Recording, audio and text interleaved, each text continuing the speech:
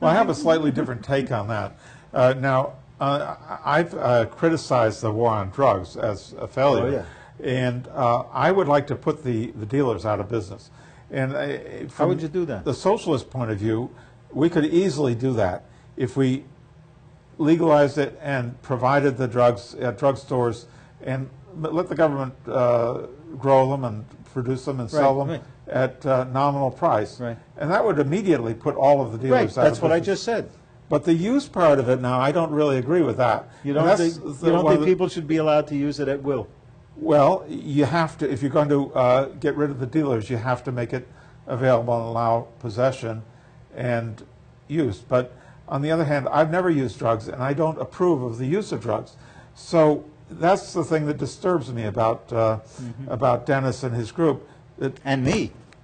Because on that line, at that level, I agree with Dennis. I think some of the people following Dennis, if not all of them, especially those that advocate the legalization of marijuana, they use it and they want to use it. Oh, well, I haven't used it in a long time. 3 tokes and I'm gone for 3 days, so I can't afford to lose the days at this age. I got not enough days left.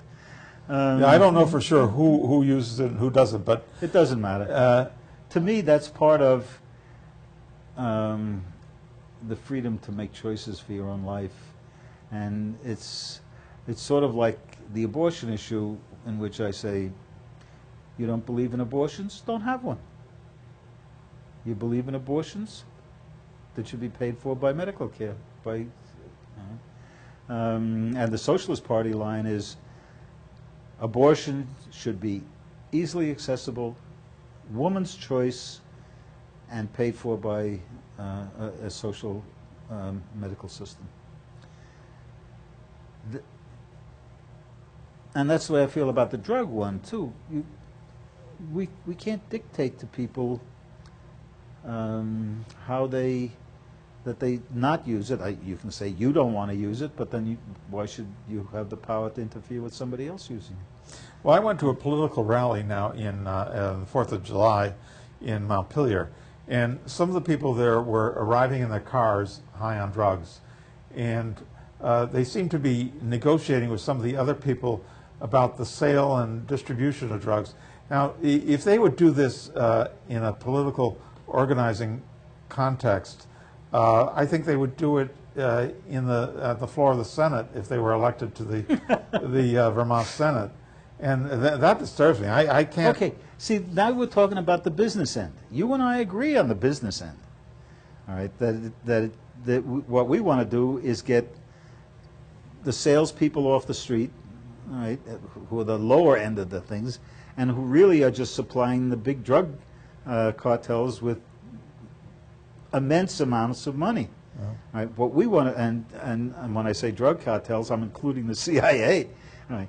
So we want to stop that. You and I agree with that. All right, that we got to say that this has got to be accessible to people at a price of cost or less, because at cost, somebody might be able to figure out a way to get it a little cheaper or to cut it a little more so that they can, cut your heroin with a little more Babo or whatever.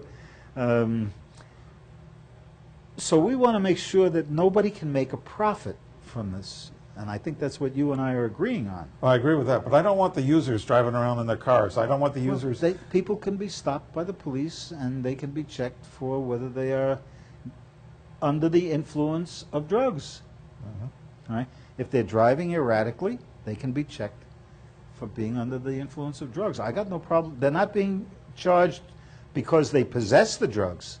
They're not being charged because they use the drugs. They're being charged because their driving has been erratic, and it's because of the drugs that they were using. That's a different story. You could have the same thing in the state Senate. You could have a test of the senators for drug use, and if the blood test turns out to be positive, you throw them out of the Senate.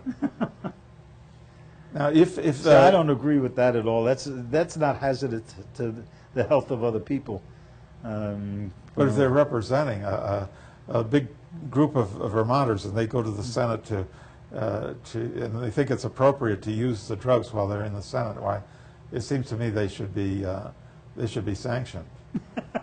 Okay, you and I must agree to disagree on that one. Okay. But I think the principle that we're functioning on is similar. First, that we got to stop commerce and industry in the drug business, even if we're cutting the CIA's income. I mean, look at all the people in Mexico and Colombia whose lives would not be lost. Look at all the people on the streets of Detroit and New York whose lives would not be lost. All the people who are in prison. I mean, the best critique of the war on drugs that I know of that was ever written was written by my nemesis, Milton Friedman. The year that we adopted the war on drugs, he wrote a the best critique that has ever been written. And it was almost at the same time of the war on drugs. And he picked every one of the evils. I mean, look at who the beneficiaries are. The prison officials and the private prisons.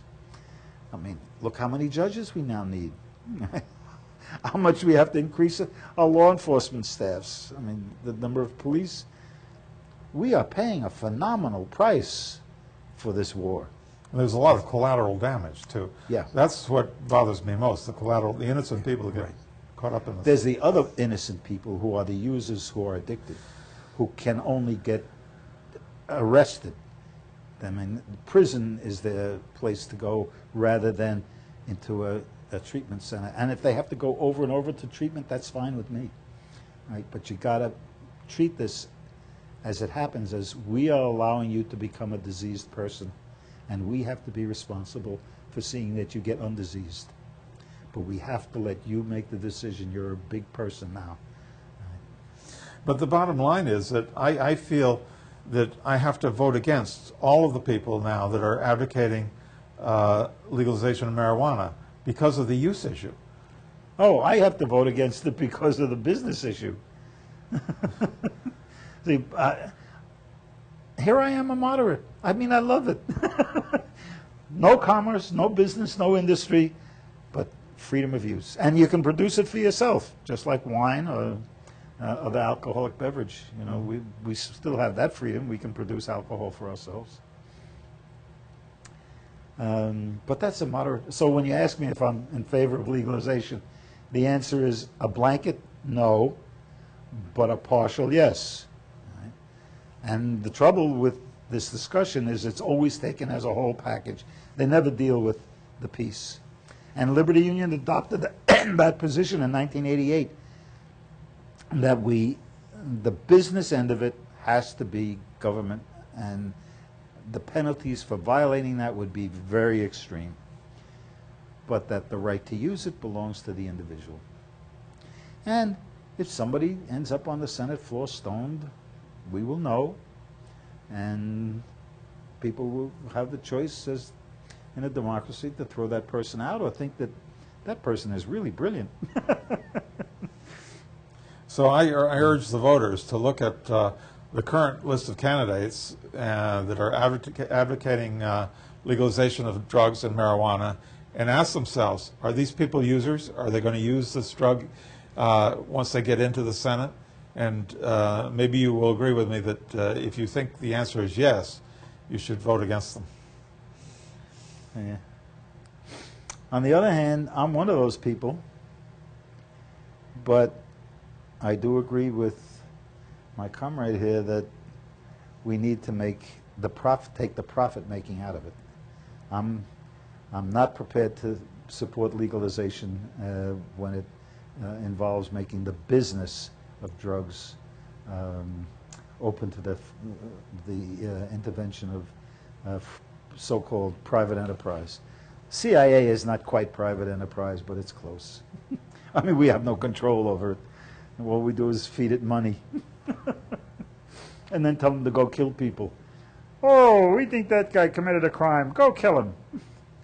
Obama says it's okay to do that. We don't have to have a trial. So we haven't talked so much about Social Security and Medicare. You know why? Because those are social democratic. I couldn't be here if it wasn't for Social Security. I mean, I would be living in a box. But that doesn't mean it's a good program. First of all, we pay tax on the money that they take away from us for Social Security, and then when we get it back, some of us will have to pay tax again on the same money. Second of all, the people who need it the most get the least, and the people who need it the least get the most.